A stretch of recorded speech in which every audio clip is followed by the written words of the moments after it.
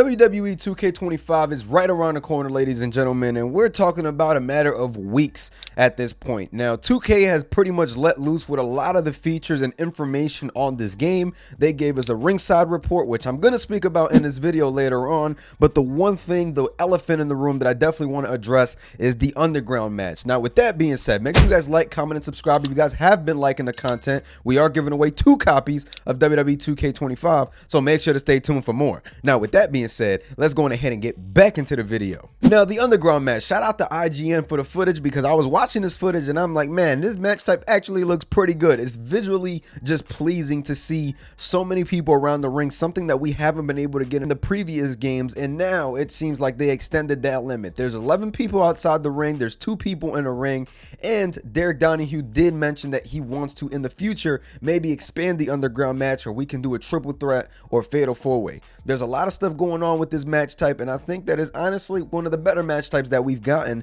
and I know that it's something that wasn't asked for as much, but again, I think that it was something that was cool and out the box that they thought about it. Now, some of the animations that you get, from jumping from the ring into the outside of the ring, I thought was pretty cool. They did mention alternative movesets, just like brawls and things like that. If you're using a high flyer where they have to go up to the top rope, they will have a different finisher signature. There's not going to be a time where you don't have a finisher signature in this match. So I thought that that was something cool to point out. Obviously, if you play brawls and things like that, you're always going to notice that there is a finisher or whatnot. So again, these are all things that are, really good for the game and just stuff that you don't got to worry about. So that's a pretty cool detail and something that, that they've always had, but it's cool that you won't have to worry about in the underground match. So just something to mention. I finally realized what the danger meter is. I know I spoke about it last video. I was a little bit wrong. I can admit when I'm wrong.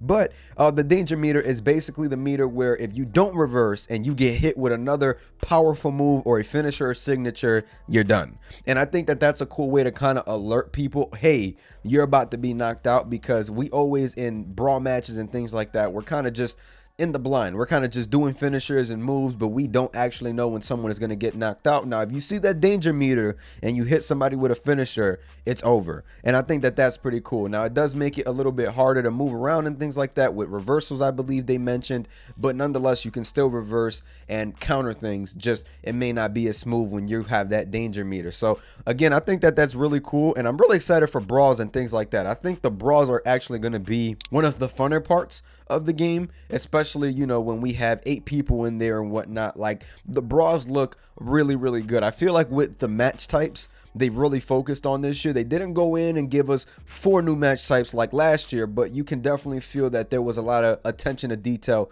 added. I'm glad that the submission mini game is no longer there. There is a different one, which is one of the older versions of the mini game, but I'm glad that they're starting to work on those things, really give us new things and just details. I know a lot of it are returning features, but I am glad to see some of those returning features. I think that's one of the bigger things that we've realized in the past, that a lot of these features are returning, but they are features that we missed, and they're trying to get them constantly added back into their version of what they call their engine. So again, really exciting stuff. So one detail that I did notice that it did disappoint me a little bit was that the crowd does disappear, when you get next to them, and they'll walk away.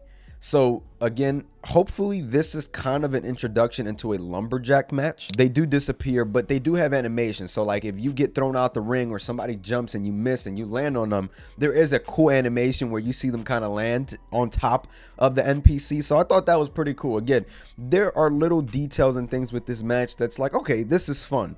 You know what I mean? Like, I'm actually pretty excited to get an underground show going on, in my universe mode, where all we run is underground matches. It's just a UFC style match. Again, if you watched NXT recently or even Raw a couple years ago, you know what this match type is. But I think that it's a really, really cool thing, especially at the beginning where they introduce their names and they're just taunting. Again, just UFC style match. And honestly, I don't mind it. I think that it's actually a pretty cool match type, and I think that as the years go on, they're going to keep improving on these match types. I think for me personally, you just got to hope that these match types don't go anywhere. I think that's the bigger problem that we have, with these games, just them not going anywhere, because a lot of the times they have to remove certain things and whatnot. Like, that's why I tell you guys, let's relax when we speak about, another developer taking over, because we're going to lose all of this stuff that, they've made progress on. because a new engine means that they have to rework everything. So again, you know, we know 2K is not perfect, but at least they're listening. Fighting stances, they look gone for the most part, and I'm so happy about that. So there are a lot of things out there, man, that makes me happy with this game. Again, lots of quality of life changes. We might not notice the jump that we've seen from 23 to 24, but I think as long as they're stacking and building on top of what we already have, I think we're going to have a really good, consistent game. And I think that's what matters to me at the moment. Just gameplay wise, I enjoy this game. So I think 25 is going to be over the top, much better, especially with the freedom you have outside the ring and stuff like that. And very briefly, I'm not going to talk too much about the ringside report because yes, I'm late. Yes, I'm late. I was busy shaving this beard you guys keep talking about. So I went ahead and shaved the patches and all that. Nonetheless, though, let's go ahead and get back into it. With the ringside report, WWE 2K, they touched on certain things. So the ladder match. Now there is a new ladder mini game, which now if you're hanging from the top, you actually still have a chance to get the briefcase down, which I think is really, really cool. And I think that they need to continue doing things like this. Now, this is a returning feature as well, but I'm glad that it was brought back in. Now, this returning feature is from years ago, and I'm talking years ago. I believe somebody said Raw 2.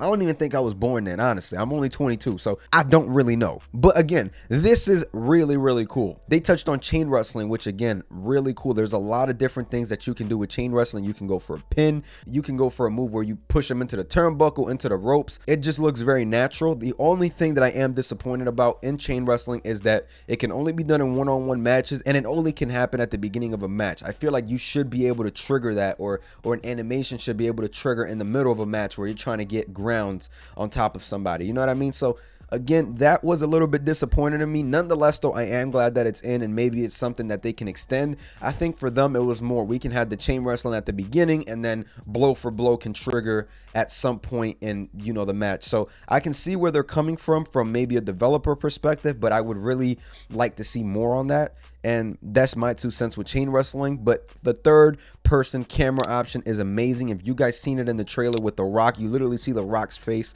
Amazing stuff. 2K, I feel like they've really nailed a lot of these things, and a lot of these things, you know, weren't going to come from one year to another, and they're just expanding, man. They're just expanding, and that's what makes me happy about this game. I know a lot of people are, you know, kind of disappointed on the gameplay, but I feel like core gameplay wise, it was never really going to change as much as people wanted it to change. And there's just certain different things, man, that I am happy to see in this game as a fan, as just somebody who plays this game for fun and not just content creates on it. Me personally, I am happy about seeing a lot of these changes to the game. So just my 2 cents with that, man. But again, let me know down below how you feel about WWE 2K25 thus far. Wanted to touch on the underground, the ringside report, all of that. Make sure to stay tuned for the next video, man. Make sure you go on ahead and press this video here as well so you can hear me talk some more WWE 2K25. Nonetheless, though, make sure you guys like, comment, and subscribe if you guys did enjoy. I'm going to catch y'all. Peace.